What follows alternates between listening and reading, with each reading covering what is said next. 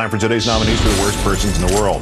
The bronze to the ludicrous new No Labels political organization. Its sales pitch is it's nonpartisan. Its sales pitch is also in part plagiarized. These are the No Labels animals designed by a Fly Communications, whose Dave Warren insisted that they made this out of free computer clip art and had not lifted it from the animals designed 5 years ago by Thomas Parstaki, used by the More Party Animals political organization, whose sales pitch is it's nonpartisan. Later, the No Labels contractor admitted, it wasn't a coincidence, it wasn't clip art, it was a ripoff.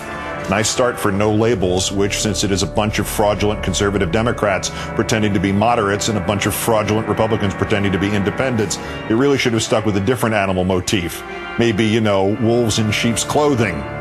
Our runner-up, Neil Cavuto of Fox Noise, offended at recent jokes about the girth of New Jersey Governor Chris Christie. Offended enough to say, quote, "Judging our leaders not by the qualities that matter, but by the nonsense like this, that does not, where greatness is defined not by who you are, but how you look. You know what that is? That is racism with a scale." So if that's racism with a scale, Neil, what's this? Brilliant, dedicated, experienced, and oh yeah, fat. The president's pick for Surgeon General is fat. Not a lot fat, but enough fat for my next guest to say fat chance Dr. Regina Benjamin should even be considered. When there are fat jokes about a Republican, that's racism. When there are fat jokes about a Democratic president's nominee for Surgeon General, that's a segment. When there is hypocrisy, that's Neil Cavuto.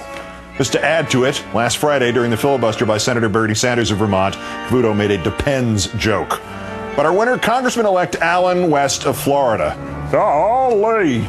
It's one thing to have disgraced the uniform of your country. It's one thing to ask your supporters to threaten your opponent during your election. It's one thing to have delusions that you have a higher security clearance than the president does.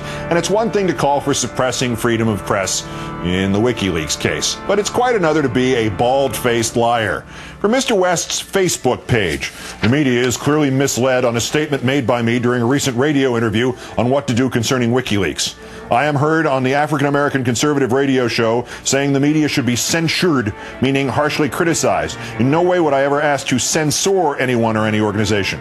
It has never been my intent to quiet or censor the press or anyone for that matter, utilizing their right of freedom of speech granted to them under this American...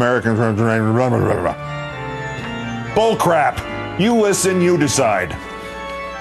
And I think that we also should be censoring the American news agencies which enabled him to be able to do this, and then also supporting him and applauding him for the efforts.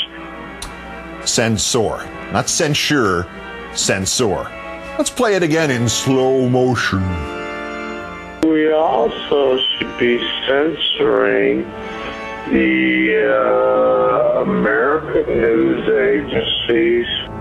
If you want to tiptoe along that bright line of fascism, buddy, go right ahead. Just have the courage to admit it when you get caught. Congressman-elect Allen West of Florida, liar, today's worst person in the world.